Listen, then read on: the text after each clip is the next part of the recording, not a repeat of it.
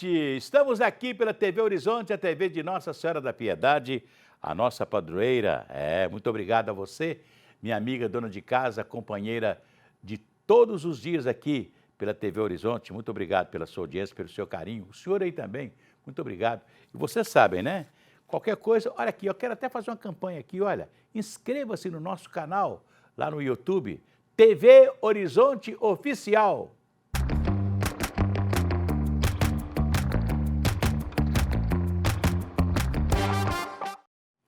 Olha, as últimas pesquisas indicam que o eleitorado brasileiro não quer nem Lula e nem Bolsonaro. E por incrível que pareça, todos os dois só pensam na eleição de 2026. O Bolsonaro, mesmo inelegível, cheio de problemas e etc., ele continua com esperança, né? Ele não dá nenhuma chance dos muitos candidatos da direita se apresentarem agora. Ele quer esgotar as suas últimas oportunidades, né? Pensa que a anistia, ele inclusive, essa anistia toda que ele está lutando por ela aí, ele está só fazendo isso porque ele é um dos beneficiados. Se não fosse, ele não estaria lutando pela anistia, né? E eu acho até que a anistia é uma coisa, eu lembro aqui de Juscelino Kubitschek de Oliveira, que foi presidente da República e teve em dois momentos que houve um levante contra o governo dele, em Jacareacanga e Aragarças, e ele imediatamente anistiou e perdoou e etc. e tal, e falava, o Brasil é muito maior do que isso, e vamos seguir em frente, etc.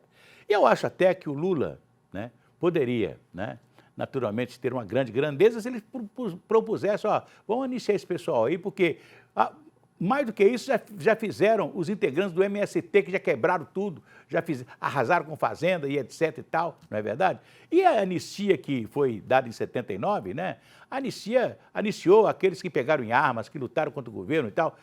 A anistia, o que é? Um perdão e esquecimento, não é verdade? Né? Agora, já há um consenso, né, na República de que a anistia vai ser apenas para aqueles que estão presos, né, que tiveram, naturalmente, uma sentença já declarada, né? Mas esses aí vão ser anistiados. Mas já tem um consenso de que os grandões não serão anistiados e nem o Bolsonaro vai ser anistiado, né? Mas mesmo assim, ele luta pela anistia.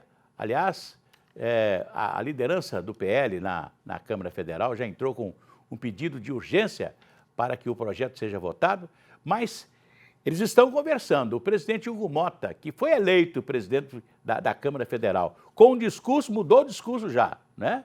E agora ele está em dificuldades para colocar o projeto da anistia para votação, né? Porque pelo número de assinaturas, o projeto nem passa pelas comissões técnicas, já vai direto para o plenário, né?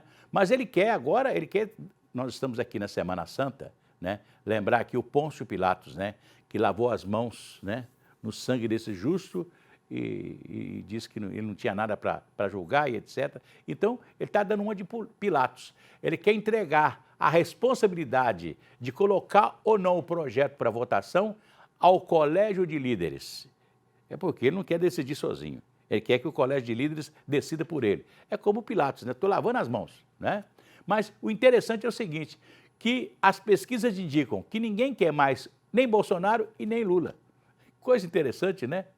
E os dois são os que mais desejam, né, serem candidatos em 2026. Aliás, na direita, né, aqueles que estão muito próximos de Bolsonaro estão tentando convencê-lo para ele esquecer ser candidato à presidência da República e, se tiver um outro candidato da direita, para ele apoiar, né? Seria muito mais fácil, não é verdade? Ele depois voltar lá, depois dos anos 30, lá, de 2030, ele voltar a ser um candidato aí a deputado federal, a senador, alguma coisa nesse sentido, né? Podia tranquilamente ser isso, né? Fazer isso, né? Seria tranquilamente bom para ele também, sem problema nenhum. Mas agora eu vou lá para a Rede Catedral, onde está o André Santos. André, boa tarde. Boa tarde, Assi. Boa tarde a quem nos assiste pelo Agente aqui na tela da TV Horizonte. Hoje, Belo Horizonte, mais uma vez pela manhã, viveu um dia de caos por conta da forte chuva que caiu sobre a capital mineira. Logo no iníciozinho da manhã, entre 5h30 e 8h30 da manhã, um temporal daqueles e trouxe muitos transtornos. De acordo com a Defesa Civil de Belo Horizonte, as regiões Pampulha, Noroeste e Nordeste registraram aproximadamente 90% de toda a chuva esperada para o mês de abril, nesse período, entre 5h30 e 8h30. Você está vendo a imagem de corte, imagens da chuva, dos estragos, aí na região do bairro Bonfim, região noroeste de Belo Horizonte, onde uma árvore de grande porte chegou a cair por conta das chuvas e as chuvas que castigaram a cidade. Para você ter noção, só na região nordeste choveu 75,4 milímetros de chuva, 91,6% que era esperado para todo o mês de abril. Na Pampulha, 72,8 milímetros de chuva. E na Noroeste, 71,4%. O volume da Pampulha representa 88,5% e o volume da região Noroeste representa 88,6%. Não foi só aí no Bonfim que teve problemas de queda de árvore, nós tivemos queda de árvore na região do centro da cidade, no Funcionários, vários outros locais e muitos alagamentos. A gente teve alagamentos na Cristiano Machado, alagamentos de novo na Tereza Cristina e muitos transtornos. A equipe da TV Horizonte, da Rede Catedral, esteve lá no Bonfim para poder acompanhar os transtornos causados pela queda desta árvore de grande porte. Deixou comerciantes sem energia, a situação muito complicada e um morador da região reclama e diz que os transtornos, assim, por lá, são antigos. Vamos ver. Geralmente a gente para o carro ali em frente ali e não tinha ninguém, né, e não machucou ninguém também. O dano maior é a empresa está parada, né? A gente não sabe quando que vai voltar, porque está sem internet, sem luz, não só eu, como todos os comércios aqui da região. Esse tipo de situação já aconteceu por aqui antes? Vocês também já tinham percebido algum risco nessa árvore? Aqui, na verdade, não a árvore em si, né? Mas a gente sabe que essa árvore, essa aqui, por exemplo, não vai demorar muito a cair também. Mas toda vez que chove aqui é um dano, é um caos. Isso aqui inunda tudo, inunda a minha empresa e assim, inunda a parte de baixo aqui toda vez. Tem 17 anos que eu estou aqui, é desse jeito. E assim, para deixar a situação ainda... Isso foi na Rua Itapicerica, irmão? Na Rua Itapicerica, exatamente. Beleza. Exatamente. Você conhece bem aquela região ali, né? Conheço bem. Com uma palma da mão, né? Assim, de Conheço. muitos e muitos anos por ali. E sabe que realmente o relato do morador, o relato do comerciante, realmente traz a realidade daquela região. Por conta dessa chuvarada toda, assim, a Defesa Civil de Belo Horizonte emitiu também na quarta-feira um alerta de risco geológico, válido para toda a cidade. Por conta da chuva, todas as regiões estão sobre esse alerta de risco geológico. O que isso significa? Possibilidade de deslizamentos de terra em toda a região. Para se ter noção, esse alerta vai até o sábado, dia 19 de abril. Então o pessoal tem que tomar cuidado com trinca na parede, porque o solo ficou muito úmido, muito encharcado por conta da chuva e existem esses riscos de deslizamentos em todas as regiões de Belo Horizonte. E para a gente encerrar essa fala sobre as chuvas, o Estado de Minas Gerais, a Secretaria, na verdade a Defesa Civil do Estado de Minas Gerais, ela fechou o balanço do período chuvoso. E segundo a Defesa Civil Estadual, esse foi o período chuvoso mais chuvoso da década. 27 mortes no estado, a última delas aquela jovem que infelizmente foi arrastada por águas lá na região do Barreiro e que faleceu essa semana em decorrência de todos os problemas que causou com ela. E nós tivemos, para você ter noção, 12 mil mineiros tiveram que deixar suas casas e 171 municípios entraram em situação de anormalidade por conta desse período chuvoso, que é de outubro até o mês de março. Só que já estamos em abril, Semana Santa, e o aguaceiro continua caindo, né, Ossi? Pois é, essas chuvas, elas são muito bem-vindas, porque, na verdade, nós vamos entrar agora no período de mais frio, né? Hoje à tarde já está fazendo um friozinho gostoso, porque a chuva veio trazer, normalmente, essa mudança, né? Daquele períodozinho que ele fazia um certo calor para um período mais de chuva, né?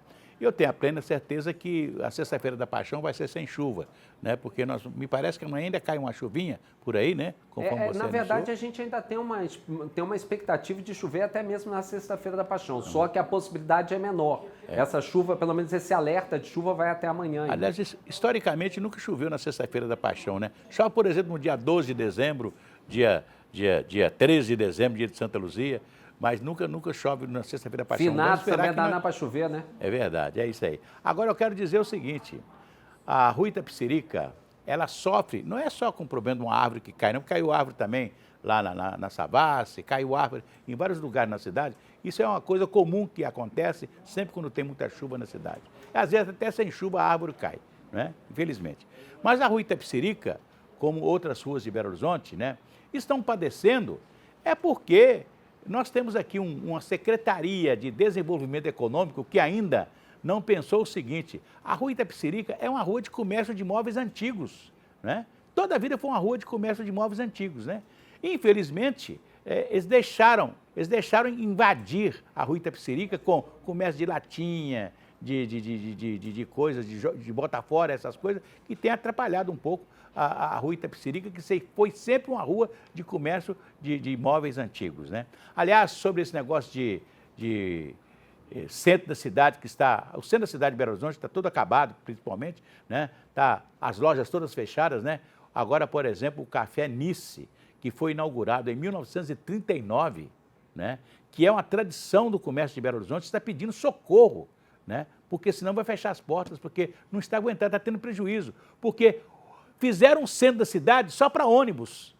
E aí o povo se afastou, né? Não tem mais, você não estaciona mais num centro da cidade em lugar nenhum. As ruas todas são corredor de transporte, então ninguém vai ao centro da cidade e o centro está ficando abandonado, infelizmente. Agora eu vou cantar aquela musiquinha. Vai tudo bem, muito bem, muito bem, muito bem, muito bem, muito bem, bem, bem, com pílulas de Lucem. Olha, você sabe, né? Se você está na hora de urinar, está ardendo, está com queimação, está na hora da pílulas de Lucem. São antissépticas das vias urinárias. Vocês encontram em todas as farmácias e drogarias. 80 anos no mercado. Se persistirem os sintomas, o médico deverá ser consultado. André, daqui a pouco a gente volta. E daqui a pouco a gente volta aqui, agora o intervalo.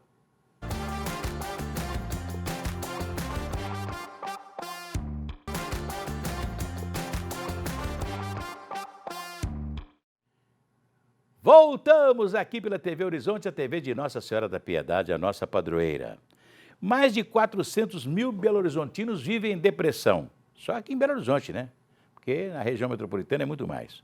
Os familiares desses pacientes clamam por iniciativas públicas que possam complementar o tratamento dessas pessoas. A repórter Erlane Grace trouxe depoimentos de telespectadores que buscam apoio para lidarem com essa doença. Erlane.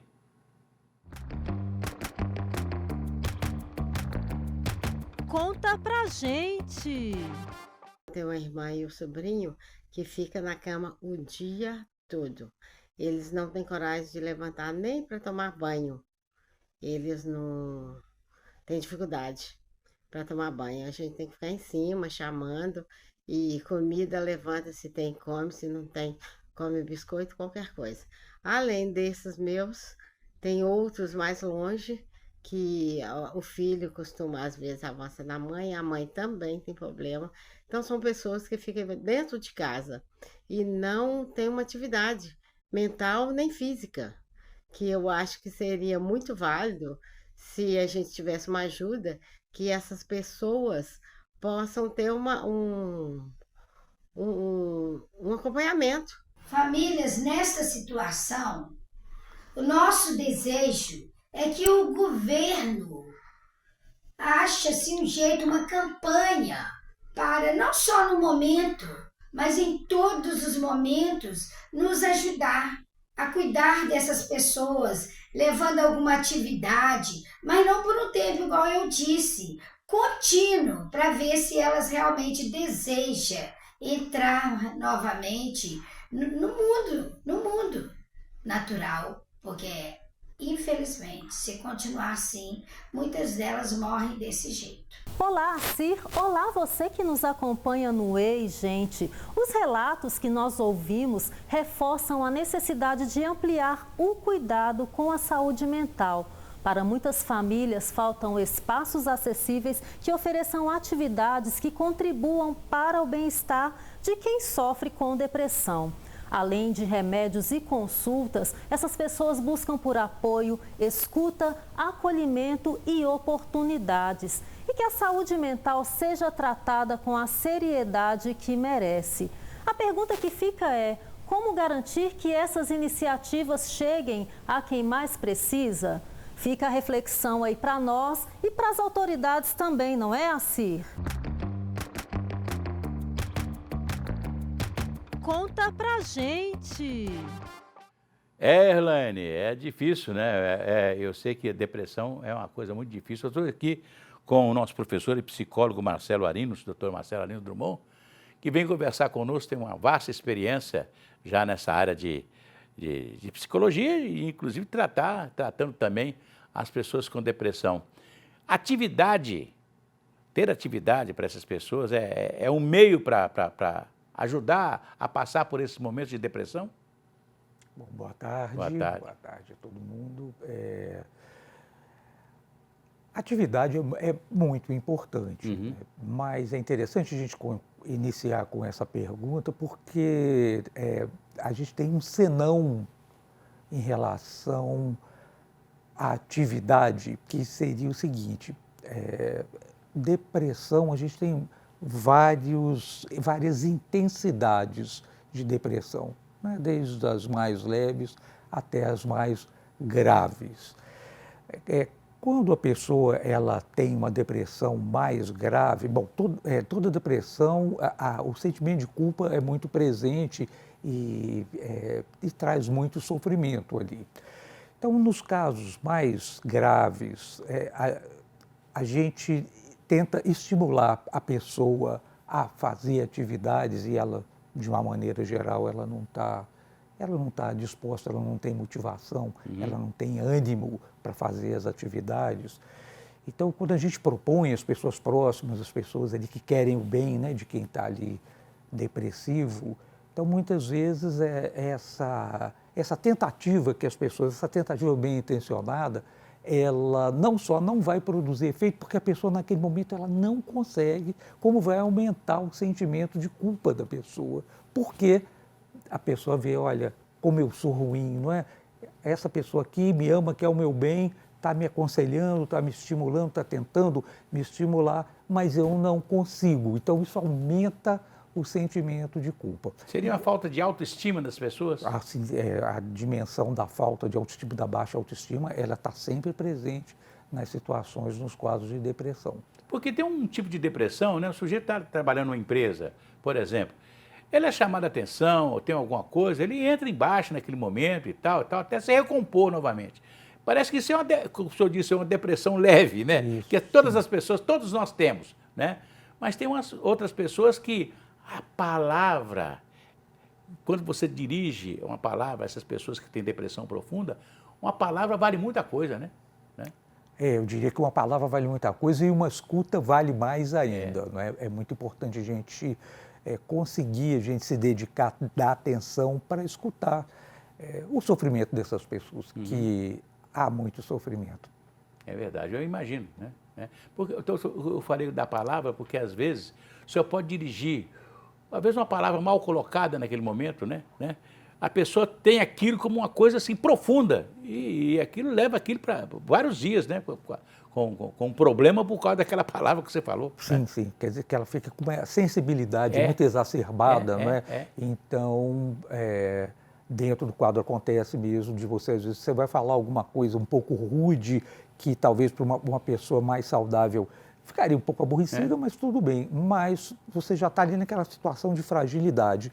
E aí você chega e fala alguma coisa um pouco rude. Como no ambiente de trabalho, que o sujeito às vezes dá uma bronca geral, tem aquele chefe que é meio, vamos dizer assim, meio porra louca, né? E tal, e conversa e tal, que não leva nada daquilo, não fala nada daquilo com o coração, né? É a maneira espontânea de, às vezes, trabalhar com as pessoas, né? Numa oficina, um troço qualquer, mas tem pessoas que levam aquilo tanto a sério que o negócio fica... Baixa o hospital. É verdade. Remédio ajuda? Sim, remédio ajuda, psicoterapia ajuda, que são os dois dispositivos, né, do campo biopsico, que são os mais comumente utilizados. Sim, certamente ajudam. O trabalho. Há uma controvérsia, embora eu, pessoalmente, né, na minha compreensão, o trabalho é absolutamente fundamental para a manutenção da saúde mental das pessoas. Agora, tem trabalhos que também são muito adoecedores. Então, vamos dizer, o trabalho sim, mas não qualquer trabalho. Eu fico imaginando, por exemplo, um funcionário que trabalhe, por exemplo, num guichê do INSS. Né? Se ele não estiver preparado, ele não pode ser depressivo, né? Porque ele lida só com problemas o dia inteiro, não é verdade? Ele descarrega tudo numa pessoa, né? É verdade. Se ele tomar isso muito como pessoal, ele não vai suportar ficar trabalhando ali de forma nenhuma. Né? Ele tem que entender um pouco que as pessoas estão com os problemas dela e que vão descarregar nele, porque ele é o retrato da instituição, né? Vamos dizer, a porta de entrada. Mas é isso, ele não daria conta. A depressão tem cura? Você já viu alguém que falou assim, eu era depressivo, não sou mais?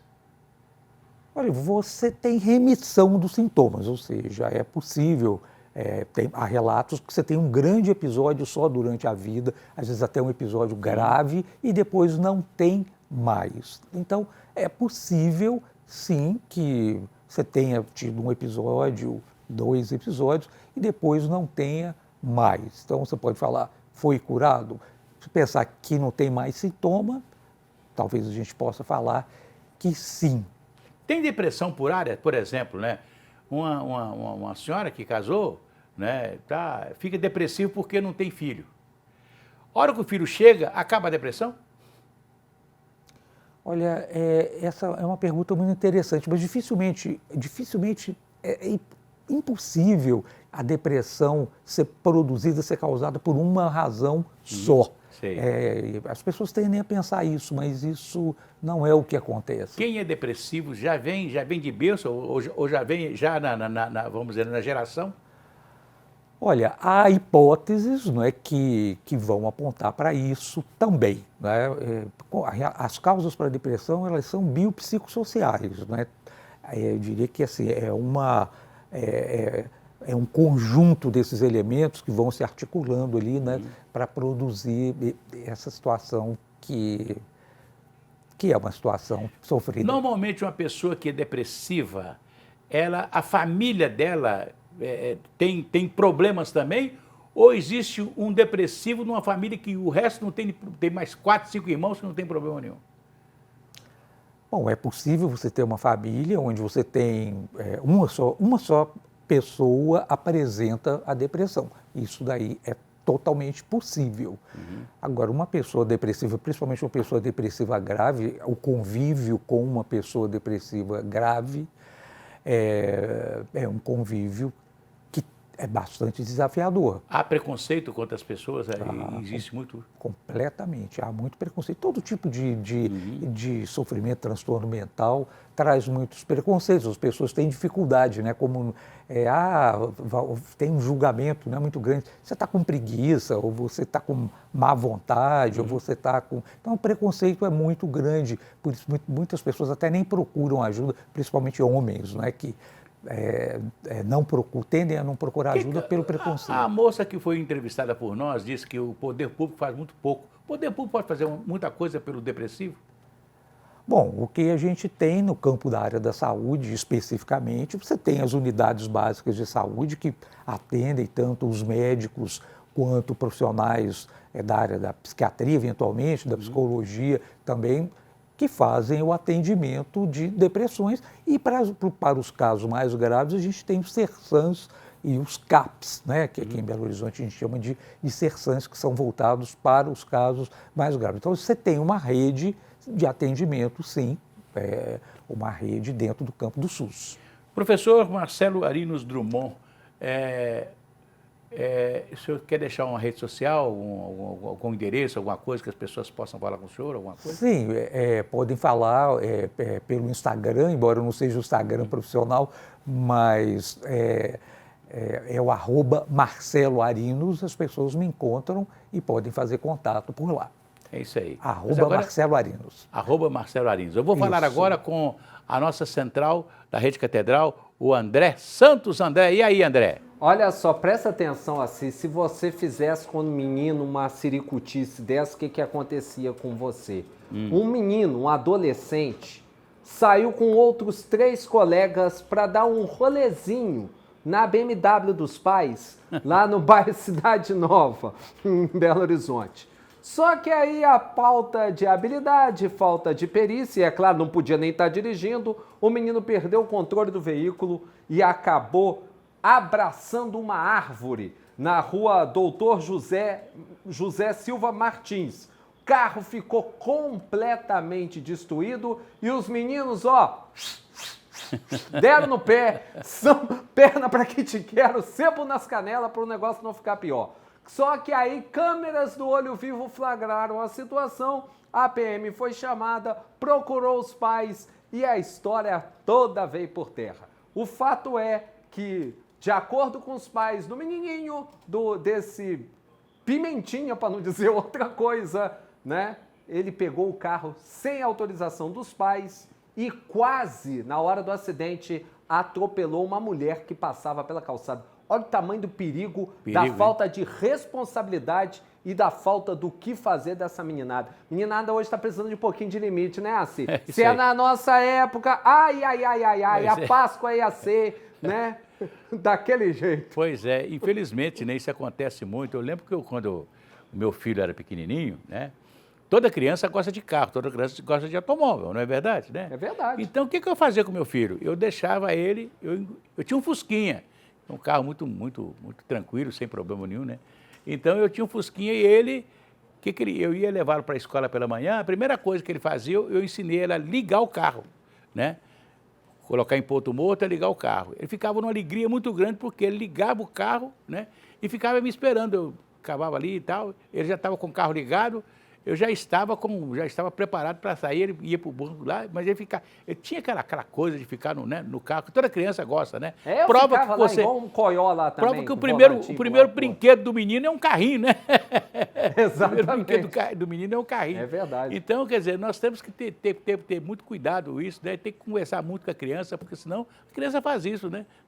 Aí o meu filho nunca fez isso, nunca tirou o carro e tal, e etc. Nunca quis dirigir. Isso só foi acontecer lá com 16, 17 anos, que ele já estava mais jovem e tal, né? E até tirar carteira. Tirou carteira com 18 anos, né? Primeira vez que foi lá e já passou e etc. Mas eu acho assim, tem que conversar muito com as crianças, né? Para não poder acontecer isso, né? Dá um pouquinho de limite, né? É isso aí. Pois é. Muito obrigado. Daqui a pouco a gente volta. Muito obrigado, professor. Muito obrigado pela sua presença aqui. Daqui a pouco a gente volta. Até já.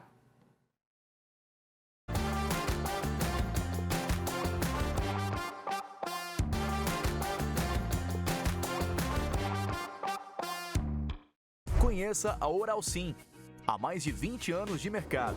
Somos a número 1 do Brasil em implantes dentários. Para lhe recepcionar, temos estacionamento privado exclusivo para pacientes.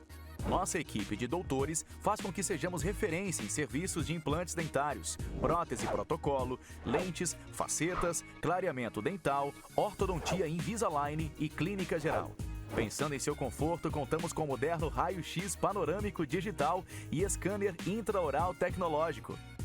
Trabalhamos com renomados laboratórios de prótese de Belo Horizonte para personalização do seu caso. Uma sala de pós-cirúrgico com assistência de profissionais para a sua recuperação.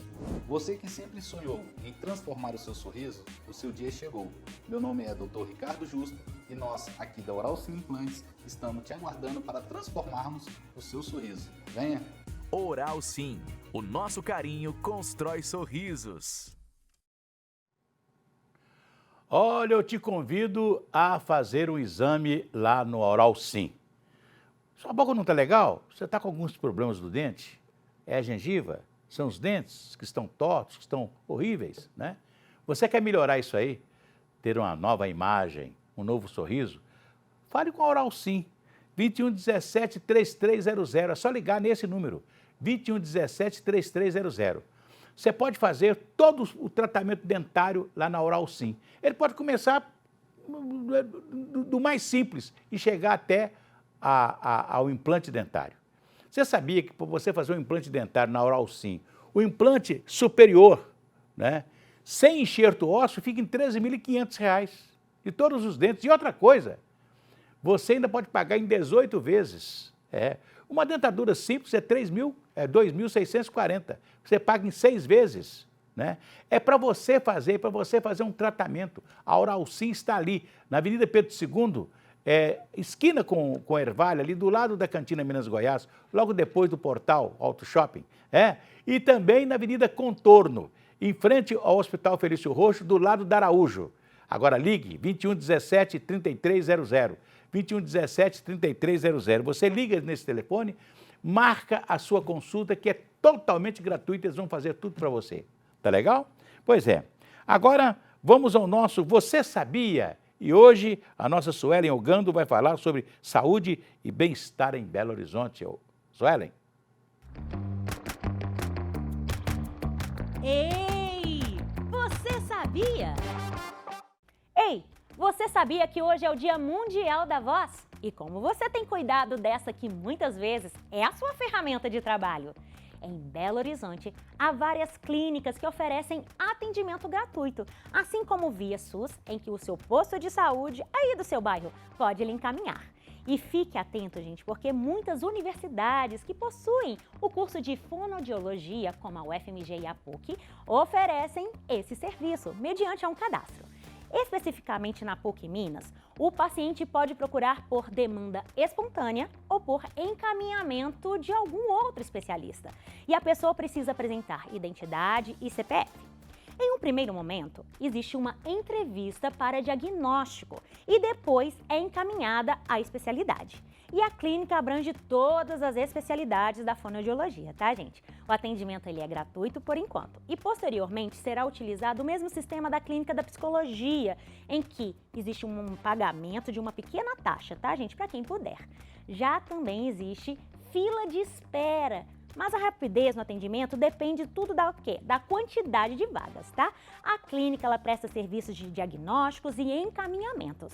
E os alunos do 6º, 7º e 8º períodos dos cursos fazem o tratamento sob a supervisão dos professores. Aproveite essas opções para cuidar da sua voz. Afinal, saúde é coisa séria, não é mesmo, Acir? Ei, você sabia? E como é sério a saúde, né? Não é, Suelen? É isso aí, vamos cuidar dela, né? Pois é, amanhã, lá na Academia Mineira de Letras, na Rua da Bahia, nós teremos um pré-lançamento, um relançamento dos livros de um escritor mineiro nascido na cidade de Matozinhos, aqui na região metropolitana de Belo Horizonte, e que fez 3 importantes livros. Ele escreveu 3 importantes livros, falando de 3 importantes mulheres de Minas Gerais. Agripa Vasconcelos, Sinhá Braba, que conta a história de Joaquina de Pompéu. Dona Beija, que era chamada da feiticeira de Uaraxá, né? E também Chica da Silva, né? Que foi uma mulher muito famosa lá na antiga Diamantina. É isso aí. E para falar sobre o lançamento desses 3 livros, nós estamos recebendo aqui a Mara Vasconcelos Mancini, que é neta de Agripa Vasconcelos e que, naturalmente, trabalhou todo esse novo relançamento da obra de Agripa de Vasconcelos, inclusive com uma presença muito interessante amanhã lá na Academia Mineira de Letras. Exatamente. Amanhã nós vamos fazer o relançamento dos livros contando com os prefaciadores, para diferenciar essa nova edição das edições antigas. E nós convidamos 3 pessoas que têm a ver com as histórias dos livros. A Dona Beija, que vai ser a Maitê Proença, que foi a personagem da novela, que fez muito sucesso, tanto no Brasil e no exterior. E a Chica da Silva vai ser a Melry Del Priori, também historiadora conhecida. E assim a Braba, que é a Dona Joaquina do Pompéu, que foi prefaciado pelo diretor do Museu Dona Joaquina, Hugo de Castro Machado. Pois é, e interessante que os 3 livros, né, contam a história de mulheres que diz que Dona Beija do Araxá, com seu poder e o seu charme, ela conquistou o Triângulo Mineiro para Minas Gerais, né? Realmente é atribuído a ela, né? O retorno do Nariz de Minas para o nosso mapa, porque como a Agripa fala no Dona Beija, no livro, ele fala sobre o ciclo do povoamento, então há várias passagens no romance que há essa disputa de território. Então é atribuído à Beja porque ela se envolvia com os grandes poderosos da época e através da sua beleza, do seu poder de sedução, ela conseguia com que eles fizessem todas as suas vontades. Então o presidente da época, né, do estado de Goiás, que era o detentor do nariz do Triângulo Mineiro, então cedeu às vontades dela e devolveu para nós o nosso nariz. Pois é. Chica da Silva, que foi uma mulher muito famosa na antiga Diamantina. Né? O Agripa fala sobre o ciclo dos diamantes e a vida da Chica da Silva. A Chica revolucionou a sociedade da época porque ela era uma escrava que virou a rainha do Tijuco, levada pelas mãos do contratador João Fernandes, que caiu de amores por ela e fazia todas as suas vontades. E sim, a Braba, que é a história de Joaquina de Pompeu, que foi uma mulher muito poderosa, inclusive amiga do imperador. Exatamente. Né? A Joaquina, o livro da Joaquina, na verdade, o Agripa fala do ciclo agropecuário em Minas Gerais. E a dona Joaquina, ela casou muito jovem, com apenas 12 anos, quando o marido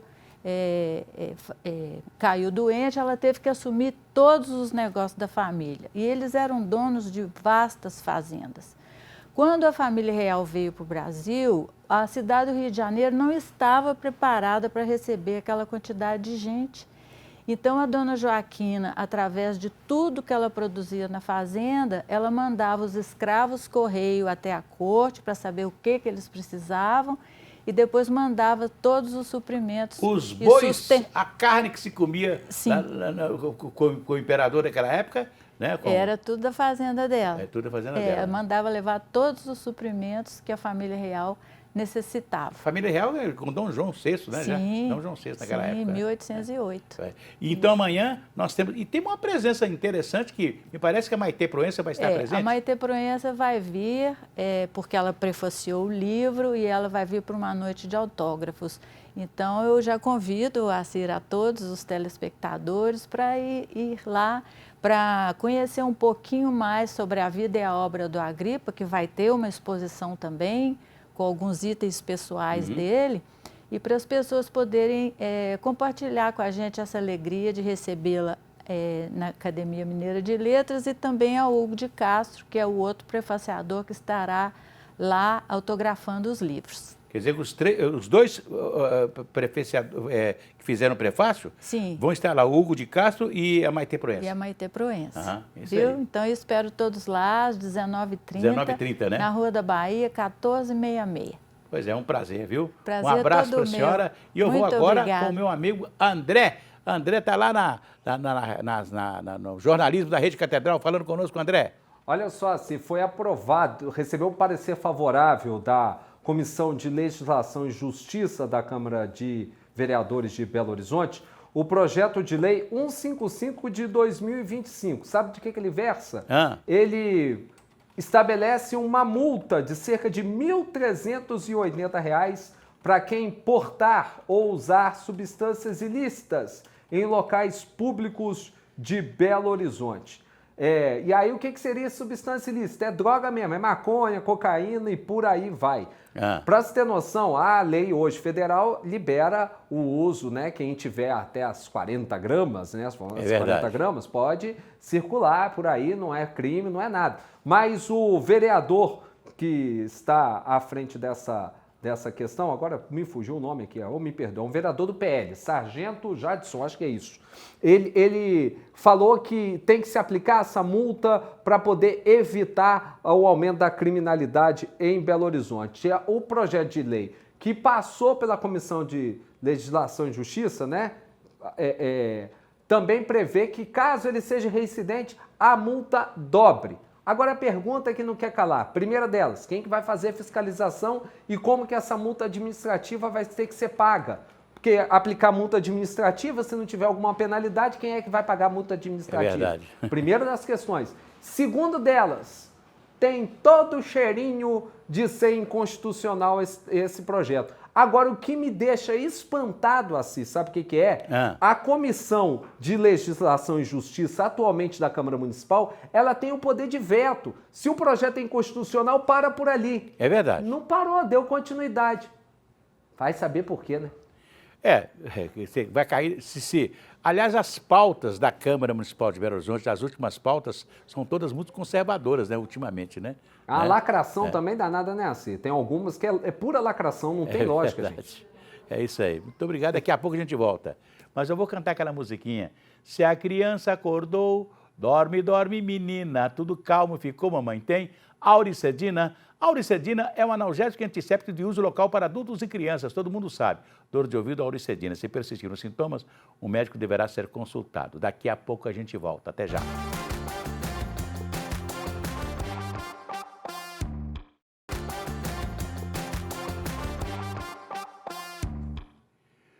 Voltamos aqui pela TV Horizonte, a TV de Nossa Senhora da Piedade, a nossa padroeira. Voltamos à redação da Rede Catedral com André Santos. E aí, André, novidades? Assim, você que roda bastante aí por Belo Horizonte, você já deve ter visto várias e várias vezes cenas de imprudência envolvendo motociclistas pela capital mineira. É o que eu mais vejo. Eu sou motociclista e o que tem de motociclista que faz o que não deve no trânsito é uma festa. É verdade. E foi um caso desses que aconteceu na tarde da tarde de ontem, no bairro Minaslândia, em plena Avenida Cristiano Machado. Eu vou chamar as imagens, quero que você assista comigo, assim, para você entender o que aconteceu. Um casal que estava numa motocicleta sem retrovisores, recebeu uma ordem de parada. A imagem está rodando, tá vendo essa motocicleta com essa moça aí de vestido laranja?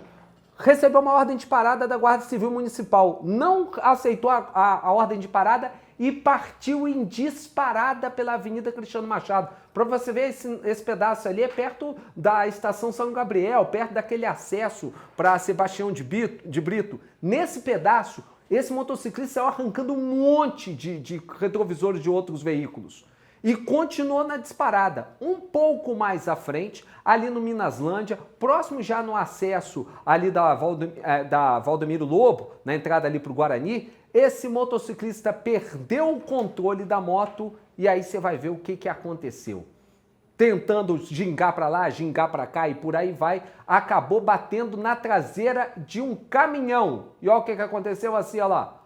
Todo mundo estendido no chão. Os dois acabaram sendo levados para o Hospital Risoleta Neves, receberam atendimento médico, estão bem, só que estão presos. Sabe por quê, assim? Moto sem documento, o camarada também sem CNH e ainda, para piorar, ele estava com uma arma e a menina com drogas. Olha só para você ver. Aliás, todo errado na história, né? Aconteceu hoje, mas um caso desse nessa última noite, um motoqueiro que vinha pelo centro da cidade, né? Ele bateu numa árvore. Na Araguari, na rua Araguari. Acabou batendo numa árvore. Quando abriram o baú dele, estava cheio de maconha. Cheio de maconha e cheio de dinheiro. Cheio de maconha e cheio de dinheiro. Era delivery de droga que ele fazia. Delivery de droga. E uma vasta capivara também, uma vasta ficha criminal. Aí a família que chora por conta da falta de juízo dessa turma que entra na criminalidade. Eu fiquei impressionado de ver aqui, porque foi eles mesmos que fizeram a gravação do vídeo. Na verdade, aquela gravação foi feita pela Guarda Civil de Belo Horizonte. É mesmo? É uma câmera no capacete do Guarda Civil, fazendo o monitoramento ali. Eram 4 motocicletas da Guarda Civil nessa perseguição em plena Avenida Cristiano Machado. Fantástico. Então, um perigo danado, né? Eu achei fantástico, porque até a ideia que dava é que o próprio motoqueiro estava gravando a sua fuga. Mas tem uns que fazem, né? Tem uns que é vida louca e depois fica postando por aí pra internet pra lacrar, né? Assim, pra causar. Olha aqui, eu sempre falo o seguinte, o cara que vai morar num prédio, ele tinha que passar por uma aula de como morar num prédio. Porque eu acho que ele tinha que ser educado para morar num prédio, para respeitar o vizinho, para respeitar o horário de 10 horas, para não fazer barulho, uma série de coisas, né? Não usar sapato alto dentro do apartamento, uma série de coisas que eu acho que o futuro morador de um prédio tinha que receber como aula para morar num prédio. E o motoqueiro, eu acho que tinha que ser uma aula mais dura, para que ele pudesse ter um comportamento melhor no tráfego, no trânsito da cidade, não é Você verdade? tira a carteira assim, sem nunca ter dirigido no trânsito, porque todo o trabalho da motoescola é feito naqueles circuitos e a prova verdade. também. E você nem a segunda marcha você passa, ela é feita toda em primeiro teste, é algo tremendo de um absurdo. É como o motorista. O motorista tira a carteira de motorista, né? Faz um teste em 3 ruazinhas, né? Primeiro e segundinho e acabou, né? Está pronto, recebe a carteira e entra com o carro, por exemplo, numa estrada que ele nunca dirigiu na No estrada. anel rodoviário? No anel rodoviário. Não vamos falar muito da coisa, não, anel rodoviário. Né? É isso aí. Nós temos que nos aperfeiçoar muito. A democracia ela é muito importante porque nós temos a possibilidade de aperfeiçoar. Então, eu acho que o vereador aí tinha que fazer leis nesse sentido, né? De aperfeiçoar a carteira de motoqueiro, do motociclista, né? Do cara que vai viver em prédio, passar por um curso e etc. Essas coisas tinham que acontecer. É isso? É verdade, André, assim. Amanhã a gente volta. Se Deus quiser. Boa quarta para o senhor. Beleza para você também. Tchau, tchau. Pois é. E às 19 horas nós teremos o Placar Horizonte. O programa de esporte está delicioso com o nosso Leonardo Ângelo, né? E nós voltaremos amanhã. Agora você fica com o nosso arcebispo metropolitano, Dom Valmor de Oliveira Azevedo. Mãe Maria, vamos rezar com ele.